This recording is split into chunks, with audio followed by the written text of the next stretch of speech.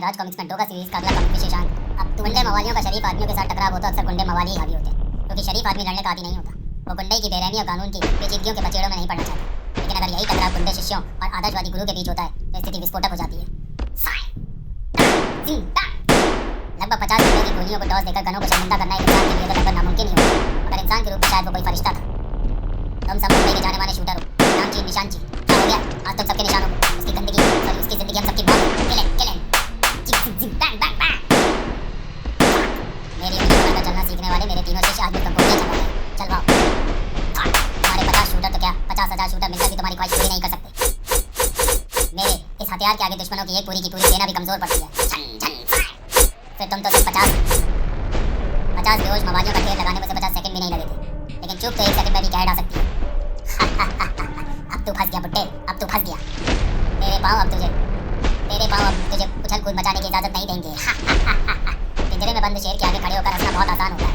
ये पिंजरा तो हम नहीं खोलेंगे गुरु हनुमान, क्योंकि शेर को भी बस करके ही मारा जाता है।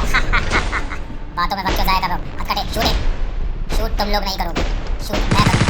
डोगा शूट करने में वक्त जाया नहीं करना।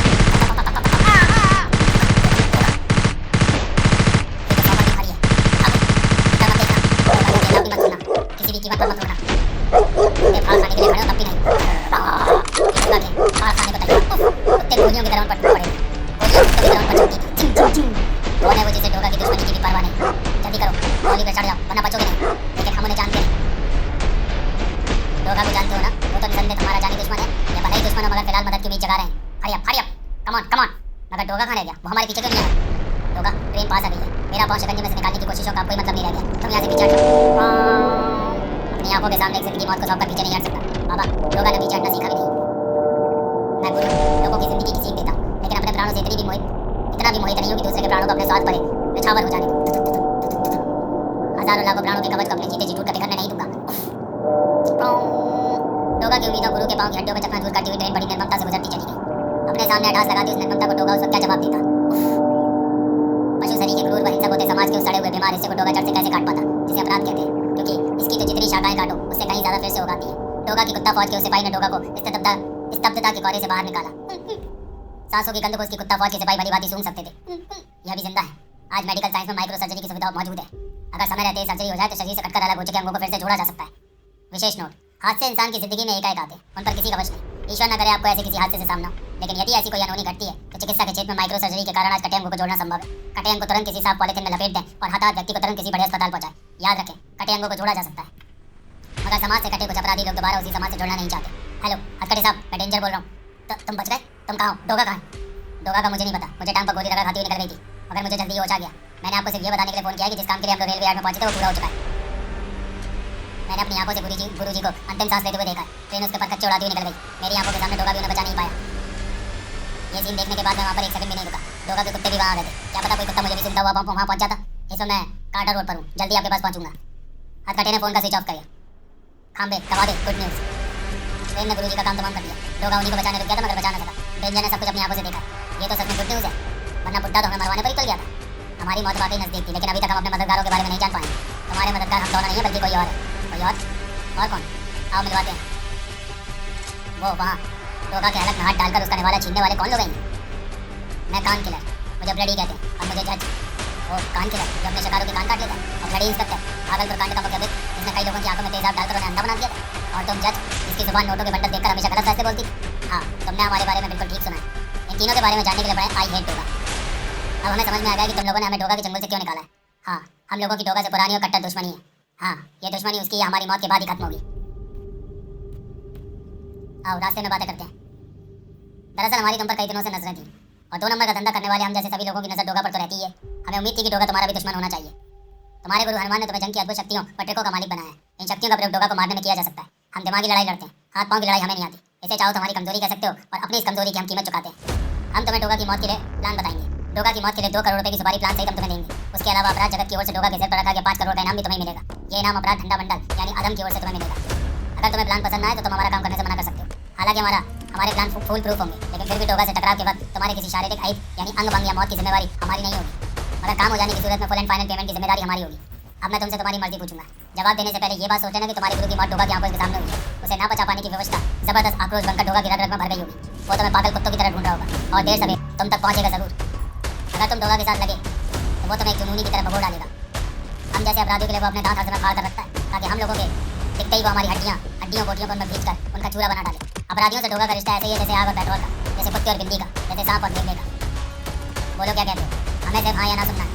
हाँ तो हम आगे बढ़ेंगे, ना तो हमारी मुलाकात यहीं पर खत्म हो जाएगी। ना का तो प्रश्न ही नहीं उठता क्योंकि हम स्क्रैप का सालाना 40-50 लाख का 2 नंबर का धंधा करने वाले हरामखोर जाति के लोग हैं। एक वो राम भक्त हनुमान था और एक ये देशभक्त हमारा गुरु हनुमान, जो हमारे बलिष्ठ शरीर व बुलंद हौसले देखकर हमें उस कुत्ते डोगा जैसा बनाना चाहता था। वो चाहता था कि हम भी अपने गले में देश की वफादारी के घुंघरू वाले पट्टे पहनकर अपराधियों के दांत खट्टे करें। अबे कानून है ना उसके लिए तेरी तो। हाँ पागल बुड्ढा था वो, अच्छा हुआ मर गया, मैं उसका गम धुएं में उड़ा दूं। नहीं तो ये पता चलने पर वो हमें मार देता कि हम लोग स्क्रैप की आड़ में विदेशी हथियार व गोला बारूद मंगाकर उन्हें आतंकवादियों को सौंपते हैं। इस काम में खतरा बढ़ गया, कस्टम एक्साइज सभी पीछे पड़े रहते हैं। वैसे तुम्हें लगता है कि हम डोगा को मार लेंगे? वो कोई खुदा तो नहीं है। वैसे तो तुम हमारी हाँ ही समझो, तुम फिर भी हम तुम्हारा प्लान सुनने के बाद ही फाइनल हाँ या ना कहेंगे। हाँ, काम करना या ना करना तुम्हारी मर्जी पर ही निर्भर है। मैंने पहले ही ऑप्शन रखा है। मुंबई की सड़कों पर जब इस तरह की चेजिंग होती है तो लोगों की निगाहें उस चेज के पीछे दौड़ते कैमरे को ढूंढने लगती है। इस फिल्म की शूटिंग हो रही है, हीरो कौन है? कैमरा तो यहाँ पर नहीं है। यार किसी ऊंची बिल्डिंग पर लगा रनिंग सीन को या तो हेलीकॉप्टर से शूट करते हैं या फिर मोबाइल कैमरा वैन से। ये असली चेज है। पुलिस और मजनूनों के बीच देखो गोलियां चल रही हैं। Oh no, police jeep red light cross कर सामने आ गई, उस ट्रक से टकरा गई है। मुजरिमों की कार निकल भागी थी, उसे अब कौन रोकेगा? हाँ, रोकने वाला तो है तो सही डोगा। ये तो डोगा का हाथ नहीं है। एंकर गन से छूटा एंकर अपने सही निशाने पर लगा था। कार सड़क पर अचानक ऐसे जाम हो गई थी मानो उसे हार्ट अटैक पड़ गया। नकल पप्पो जैसी खाल वाले उस हाथ में एक शक्तिशाली घूसा मारकर कार के शीशे को तोड़ डाला। अब कार चालक की गर्दन उसके मजबूत चकन में थी। कार चालक पिछले नेत्रों से उसे देख रहा था। नकल पप्पे जैसा हाथ चाहता तो कार का दरवाजा खोलकर भी चालक को बाहर निकाल सकता था, मगर शायद वो उसे इतना समय नहीं देना चाहता था या उसके पास इतना समय था ही नहीं। मुंबई की सड़कों पर नया प्यार, जन की गलियों का नया बारूद, जन का सीना छेदने वाली एक और गोली। अंडरवर्ल्ड के लिए उड़ी एक और चिंगारी जो अपना पट बन चुकी है। अपराधी करेंगे तौबा, रोएंगे जार माँ बेटी जिंदगी की केक। जो भी अपराध करेगा वो अपने लिए मुसीबत लेगा मोल, क्योंकि तब उसे नहीं छोड़ेगा तारकोल, सच्चे का बोल वाला, अपराध का मुंह काला। तारकोल मतलब एक नया डोगा? लेकिन तुम तो अपराध के खिलाफ हो, तो फिर मेरे बैरी क्यों बन रहे हो? मैं अपराधी नहीं हूँ। अगर तुम अपराधी नहीं हो तो फिर पुलिस से बचकर क्यों भाग रहे थे अपनी जान बचाने के लिए? उसमें मुझे जो सूझा मैंने वही किया। पुलिस मेरा एनकाउंटर करने के लिए मूड में थी और मैं और क्या करता? तुम होते तो क्या वहीं पर खड़े रहते गोली खाने के लिए? और वो हथियार जो तुम्हारी कार में से तुम्हारे गुनाहों का पर्दाफाश करते हुए बाहर को झांक रहे हैं, वो दीवारों को सजाने के लिए, वो मेरे नहीं है। मुझे नहीं पता कि वो कब और किसने मेरी कार में रख दी है। तुम एक जासूस हो, तुम्हें सच्चाई से खुद को छुपा नहीं सकते। तो देखो, मेरे मोबाइल पर ये न्यूज़ अभी भी फ्लैश हो रही है जो अज्ञात व्यक्ति ने पुलिस कंट्रोल रूम को दी। उसी खबर के बाद पुलिस ने तुम्हें ढूंढ निकाला। ये झूठ है, जासूस पुलिस की गिरफ्त से भाग निकला। मैं जासूसी की एबीसी भी नहीं जानता। मैं साबित कर सकता हूँ कि मैं जासूस नहीं। तो मैं झूठ बोलने की विद्या A to Z आती है। सच्चे का बोल वाला, झूठे का मुंह काला। अब मैं तुम्हारा मुंह इस स्प्रे से काला कर दूंगा। पुलिस तुम्हारे काले चेहरे की बदौलत बहुत जल्दी तुम तक पहुंच जाएगी। रुक जाओ, बहुत देर से तुम्हारी हरकतें देख रहा हूँ, बकवास सुन रहा हूँ। ओह डोगा, तुम डोगा, मुंबई और रात का असली रक्षक। अब सही इंसाफ होगा। डोगा, मैं साबित कर सकता हूँ कि मैं जासूस नहीं हूँ। उसकी जरूरत नहीं है, साबित हो चुका है कि तुम जासूस नहीं हो। कैसे साबित हो चुका है? कोई भी जासूस इतना तंग व छोटे व डरपोक दिल का नहीं होता कि मौत सर पर देखकर डर के मारे उसकी पैंट गीली हो जाए। वो देखो, उसकी काफी देर पहले हो चुकी है और इसी बात से साबित हो गया कि वो कम से कम जासूस नहीं है। ये उसकी कोई चाल भी हो सकती है। उसकी चाल को तो मैं समझ लूंगा, पहले तुम्हारी खाल को समझ लूँ। हाँ, क्या बकवास कर रहा था तू? मुंबई की सड़कों का नया प्रहरी, जुर्म की गलियों का नया बारूद, जुर्म का सीना छेदने वाली एक और गोली, अंडरवर्ल्ड के लिए उड़ी एक और चिंगारी जो पट बन चुकी है। क्यों? तारकोल का मतलब एक नया डोगा? क्यों? ये इसने नहीं, मैंने कहा था डोगा। तारकोल ने डोगा को जवाब देना शुरू किया। नहीं, एक और नया डोगा नहीं, बल्कि एक और नया रक्षक, जिसको मैंने तारकोल नाम दिया है। जिन्हें अपराधी पाऊंगा उनका मुकाला कर दूंगा ताकि वो जमाने व कानून से अपनी सूरत छुपा ना सके। ऐसे लोग दुनिया के किसी भी कोने में रहेंगे, पकड़े जाएंगे। लेकिन मैं जानता हूँ कि जो काम मैंने अब शुरू किया उसे तुम कई वर्षों से कर रहे हो डोगा। मैं ये मान सकता हूँ कि अपराध और अपराधियों के तुम मुझसे भी बड़े दुश्मन हो और इस फील्ड में मेरे सीनियर हो। इस फील्ड में तुम्हारे और मेरे जैसा हर वो इंसान आ सकता है जिसमें योग्यता हो, जिसमें गुनाह से लड़ने की हिम्मत व साहस हो, बाजुओं में ताकत हो, लड़ाई में मास्टरी हो, जिसमें न्याय करने की कुब्बत हो, गुनाह को पहचानने की सख्त नजर हो ताकि कोई बेगुनाह शिकार ना हो जाए। उसके न्याय का दोस्ती, प्यार, मोहब्बत, नाते रिश्तेदारी से बहुत ऊंचा हो ताकि इनमें से कोई सूरत अपराधी का भेष धरकर आए तो उसके कदम इंसाफ की राह पर डगमगाए ना।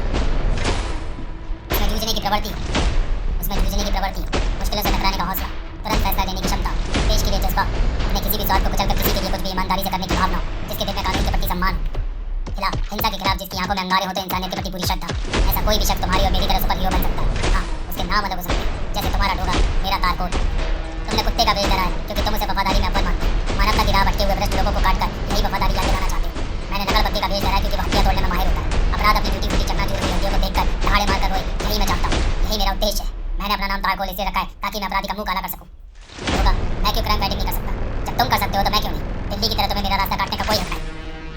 मेरे सीने में भी अपराध के प्रति अपार नफरत है, असीम घृणा है। मैं भी उसे जड़ से मिटाना चाहता हूँ। डोगा, या तो तुम मेरा रास्ता छोड़ दो या फिर अपना रास्ता भी बदल लो। या तो मुझे तारकोल मानकर मुझे मेरे तरीके से काम करने दो, या फिर तुम भी अपना ये डोगा वाला मास्क उतारकर इस समाज और उसमें रहने वाले लोगों को उनके रहम करम पर छोड़ दो। डोगा के होंठ हिले। वैसे तो जल का गुण शीतलता प्रदान करना है, मगर कभी कभी आग व धूप के ताप से वो भी गर्म हो जाता है। तुम्हारी कहानी मुझे कुछ वैसी ही लगती है। शायद तुम्हें तुम्हारी जिंदगी ने कुछ जख्म दिए जिनकी पीड़ा से तिल मिलाकर तुमने ये कदम उठाया। देखो तारकोल, ये राह आसान नहीं है। एक तरफ अपराधी तुम्हारी जान के दुश्मन होंगे, दूसरी तरफ कानून, तीसरी तरफ वो लोग होंगे जो तुम्हारे अपने हैं जिनके तुम अपने। रिश्ते तुम्हें कमजोर करेंगे, कानून व अपराधियों का डर तुम्हें बेचैन करेगा। मैं तो अनाथ था, डोगा बनने के बाद मुझे इन सब स्थितियों की आदत कब पड़ गई मुझे इसका पता भी नहीं चला। रिश्तों, कानून व अपराधियों से आग में चोली तुम्हारे लिए आसान नहीं होगी। फिर अगर भूल से भी किसी निर्दोष पर तुम्हारा हाथ सजा के लिए उड़ गया तो क्या होगा? यही लोग तुम्हारे टुकड़े करने में एक पल नहीं लगाएंगे जिनके लिए तुम तारकोल बन रहे हो। तुम्हारे लिए मेरी राय यही है, तारकोल बनने का अपना बेवकूफी भरा विचार दिमाग से निकाल कर तुम वापस लौट जाओ। ये नहीं हो सकता डोगा। अगर तुम्हें मेरे सुपर हीरो बनने पर एतराज है तो मुझे भी तुम्हारे सुपर हीरो बनने पर एतराज है। भला इसी में है कि ना तुम मेरा रास्ता काटो ना मैं तुम्हारे रास्ते में आऊं। और मेरा दिल इस बात की 100% गवाही दे रहा है कि ये आदमी एक नंबर का झूठा है। मैंने इसे आधार सहित पुलिस की कस्टडी से भागते हुए देखा है और रंगे हाथों पकड़ा है। इस लिहाज से ये मेरा व समाज का अपराधी हुआ। तो इसे सजा कानून नहीं मैं दूंगा, ठीक उसी तरह जिस प्रकार ये तुम्हारे हाथ लगता और तुम इसे सजा देते। डोगा, तुम मेरी स्थिति को सही भाप रहे हो। ये कोई पागल है जो सुपर हीरो बनने का भूत सवार है। इसे रोको डोगा, मैं अपराधी नहीं हूँ। तू सुपर हीरो नहीं बनेगा तारकोल, वापस लौट जा। अगर मैं नहीं बनूंगा तो तू भी नहीं बनेगा डोगा। तू भी वापस लौट जा डोगा। सुपर हीरो बनने का हक या तो किसी को भी है या फिर किसी को भी नहीं। अगर तुझे मेरे सुपर हीरो बनने पर कानून टूटने की आशंका हो रही है, ऐसे ही मुझे भी तुझ पर डाउट है। गैर कानूनी तो वो भी है जो तू कर रहा है। सरकार द्वारा मान्यता तो तुझे भी प्राप्त नहीं है सुपर हीरो बनने की। डोगा, मैंने पुलिस को कॉल किया है, पुलिस आ रही है और पुलिस तुम दोनों के लिए ही खतरनाक है। पुलिस के लिए तुम दोनों ही मोस्ट वांटेड हो। ये ठीक कहता है। हम दोनों फिर मिलेंगे डोगा, जरूर मिलेंगे, क्योंकि अब एक म्यान में दो तलवारें हो गई हैं। दोनों तलवारें एक ही म्यान में नहीं रह सकती। अब या तो हम दोनों सुपर हीरो बनेंगे या फिर नहीं बनेंगे, या फिर अब मैं नहीं तू बनेगा या फिर अब तू नहीं मैं सुपर हीरो बनूंगा। डोगा के सामने बड़ी विचित्र स्थिति थी। सुपर हीरो बनकर आज तारकोल आया है, कल लोहा आएगा, परसों प्लास्टिक, तरसों कोयली, फिर बारूद, फिर कोई और। मुंबई में सुपर हीरो की भीड़ बढ़ी तो क्या होगा? आज एक यक्ष प्रश्न मेरे सामने है, इसका उत्तर क्या होगा? कौन देगा मुझे इस जटिल प्रश्न का जवाब? अदरक चाचा। हाँ, अदरक चाचा। अदरक चाचा ने अपनी नमाज खत्म की। चाचा, मेरा नाम सूरज सही, मगर जब भी मैं अंधेरों में भटका तो रोशनी आप नहीं दिखाई। सूरज अंधेरों में तभी भटकता जब कोई ग्रहण उसे काला करता है। मेरी सुपर हीरो की इमेज ही वो ग्रहण है चाचा। परेशान मत हो, किसी भी ग्रहण की उम्र बहुत छोटी होती है। तुम केवल इतना याद रखो कि आकाश में सूरज दो नहीं हो सकते। आपने ठीक कहा चाचा, अगर सूरज की रोशनी से चमकने वाले सितारे तो हजार हो सकते हैं। मेरी समस्या यही है। ये तो कोई समस्या नहीं है, क्योंकि सूरज की रोशनी लेकर सितारे चमकते जरूर है, मगर ऐसे सितारे जब में रोशनी पैदा नहीं करते, और जो रोशनी पैदा नहीं करते उनका होना या ना होना कोई मायने नहीं रखता। तुम बेफिक्री से अपना काम करते रहो। चाचा ने कहा है कि मैं बेफिक्री से अपना काम करता हूँ। चाचा ने ठीक ही तो कहा है। मैं तारकोल के आगमन से बेफिक्र क्यों हो रहा हूँ? इस व्यक्ति को अब मैं उससे अपनी अगली मुलाकात में धराशायी कर दूंगा। डोगा ने अल्ट्रासोनिक विजिल बजाई तो कुत्ता फौज उसके हथियार और डोगा की ड्रेस ले आई। तब थैंक यू कुत्ता फौज। एक बार फिर सूरज डोगा बन चुका था। एक बार फिर डोगा अपराधियों के बीच उनका काल बनकर जा धमका था। नहीं डोगा, खबरदार, अगर तुमने कोई हरकत की तो मैं उसे गोली मार दूंगा। खुद डोगा ने उसे गोली मार दी। तुम्हारा काम मैं आसान कर देता। अब तो मैं हरकत कर सकता हूँ। अब तेरी बारी है। अब तुम्हारी बारी है डोगा। ओह तू तारकोल यहाँ भी पहुँच गया। जहाँ हाथ पहुँचेगा यहाँ पर तुमने मेरा अपराध की गोली मारकर मौत की नींद चला दिया है। इसका कसूर केवल इतना था कि रात उसका कवर बनाकर उसकी कंठड़ी कर दिया। दूध पार करके भाग निकलना चाहता है। तू अपने आप को सुपर हीरो कहता है, अगर तुझसे है मुझे यही एक फर्क है तारकोल। तू एक अपराधी को अपराध बता रहा है। मेरी नजरें एक अपराधियों ने अपराध का फर्क ही नहीं ढूंढ पा रहे। तू सुपर हीरो क्या खाक बनेगा? साथी की मौत पर बिलबिलाना छोड़, वो भी उन्हीं का आदमी था। अपना नादानी छोड़, मुझे को मेरी चेतावनी समझ और वापस लौट जा। निर्दोष और निरपराध का फर्क तुझे भी नहीं मालूम होगा। अगर वो अपराधी था तो उसके अपने ही साथी उसे कवर क्यों करते? कभी कभी क्रिमिनल लोग फुल प्लानिंग करके चलते हैं ताकि आपात कि वैसी स्थिति आने पर वो अपने ही आदमी को कवर करके उसके सही भाग सके, क्योंकि दूसरे आदमी के साथ भागने में खतरा है। वो पुलिस को उन लोगों की सूचनाएं दे सकता है। अपने आदमी के कारण ऐसा कोई खतरा नहीं होता। पुलिस ये समझती रहती है कि अगर उन्हें रोका तो ये लोग एक निर्दोष की जान ले लेंगे। इस स्थिति का लाभ उठाकर ऐसे अपराधी बहुत जल्दी बॉर्डर क्रॉस करके समीपवर्ती राज्यों में चले जाते हैं। क्योंकि डाकुओं ने जिस आदमी को अपना कवर बनाया था दरअसल वो बेखौफ लग रहा था, और उसके स्थान पर कोई साधारण व्यक्ति होता तो मौत के डर से उसका रंग पीला जर्द और चेहरा फट पड़ जाता। उसके विपरीत कवर करने वाला डाकू अधिक घबरा रहा था, क्योंकि उस डाकू के सामने डोगा आ गया। उसे ये डर सता रहा था कि अगर डोगा उस धमकी से नहीं डरा क्यों तो क्योंकि डोगा कोई पुलिस तो है नहीं। उसकी आंखों में जो डर था उससे कहीं ज्यादा डर उस कवर आदमी की आंखों में होना चाहिए था। उसके अलावा एक और ठोस सबूत जिसने ये साबित करने में कोई कसर नहीं छोड़ी कि वो आदमी भी डाकू का आदमी है। ये देखो, सभी डाकुओं के साथ इस कवर किए गए व्यक्ति की कलाई पर भी बिच्छू का टैटू चिन्हित है। तुम्हारी कलाई पर ये टैटू अंकित नहीं है, लेकिन वो तुम भी इनके ही गैंग के, शायद इनके लीडर या फिर ये तुम्हारे हायर किए डाकू हैं जिन्हें तुमने एक ड्रामा लूट करने के किराए पर लिया ताकि ये लूट करे और उन्हें रोकने मैं आऊं, फिर मुझे रोकने तुम आओ और तुम ये बात साबित करो कि मैंने एक निर्दोष को मारा है। यानी मुझे डोगा के रूप में सुपर हीरो बनने का नहीं, तुम्हें तारकोल के रूप में सुपर हीरो बनने का अधिकार है। हाँ, इससे पहले वो आदमी भी तुम्हारा था जो कार में हथियार लेकर भाग रहा था और जिसे रोकने की कोशिश तुमने सुपर हीरो की तरह की थी। वो सारा ड्रामा भी खुद को सुपर हीरो साबित करने की इस कड़ी का हिस्सा था। हकीकत ही होती है तारकोल, लकड़ बम के और सुपर हीरो, क्योंकि अगर वो चोर पुलिस चेज हकीकत होती तो आज का मीडिया इतना फास्ट है कि कुछ ही मिनटों में हर चैनल पर उस चेज की खबरें प्रसारित हो रही होती। मगर ऐसा कुछ नहीं हुआ, बल्कि इलाके के लोकल न्यूज़ पेपर तक में उस घटना का कोई ब्यौरा तक दर्ज नहीं। वो बस इसलिए क्योंकि घटना नकली थी, पुलिस नकली थी, जबकि ये सब नकली था। जब ये सब नकली था, एकदम ड्रामा, तो तू सुपर हीरो कैसे असली हो सकता है? तू भी नकली है तारकोल, अपने चेहरे की तरह एकदम नकली। ओ तू खांबे, गुरु हनुमान के 3 हत्यारे शिष्यों में से एक। तू सुपर हीरो बनकर मेरे दिमाग को कंफ्यूज करने निकला था, ताकि या तो मैं डोगा ना बनूं या फिर तुझे भी सुपर हीरो बनकर मनमानी करने का अधिकार दे दूं। चाल तो बहुत ऊंची थी, मगर डोगा भी चीज़ है पहुंची। इसलिए तो मैं तुझे बार-बार कह रहा था कि तू सुपर हीरो मत बन। सुपर हीरो की राह में बहुत सारे पापड़ बेलने पड़ते हैं। तू पापड़ बेलना तो दूर, पापड़ों का आटा तक गूंथने के लायक नहीं था मुझे। अब जब मेरे चेहरे से नकाब उतर ही गया है डोगा, तो फिर मैं इस लड़ाई को तेरी आखिरी लड़ाई बना दूं। तू लड़ाई में मुझसे जीत नहीं पाएगा था। गुरु हनुमान ने मेरे शरीर में स्टैमिना यानी सहन शक्ति कितनी ताकत भरी है जो मुझे तेरे आगे झुकने नहीं देगी और तुझे मेरे आगे टिकने नहीं देगी। उसी गुरु को गुरु दक्षिणा में मौत के सपुर्द कर दिया था तुमने। अब डोगा तुझे मौत देगा। अपना स्टैमिना दिखा तो जरा। बाहर से गुजरती कार का पहिया उसके ऊपर से गुजरता चला गया। कोई सामान्य व्यक्ति होता तो उसका शरीर कई स्थानों से खून उबल बैठता, अगर खांबे उठकर खड़ा हो गया था। वो तो कार थी डोगा, ट्रक भी ऊपर से गुजर जाता तो मुझे खरोच तक ना आती। अब सोच तेरे वारों का मुझ पर क्या असर होगा। ओ बॉडी तो अच्छी है, मेरी बंदूक का असर तो इस पर हो गई। चुम नहीं होगा डोगा, गोली का असर भी नहीं होगा। गुरुजी ने इस खाल को बुलेट प्रूफ से मजबूत बना दिया है। तेरी जान तो मैं तेरे हालत में हाथ डालकर भी निकालूंगा खांबे। चल फिलहाल ये खंबा ही तुझ पर धराशायी करता हूँ। चुम चुम चुम। खंबे खंबे ने तेरी खोपड़ी की हालत पतली कर दी है। तेरी बाकी सेहत में स्टेमिना का कपड़ा तेरी ये ठोकरे कर देंगे। तू मेरा कुछ नहीं बिगाड़ पाएगा डोगा। थोड़ी देर बाद कार पर म्युनिसिपालिटी की गाड़ी आती है।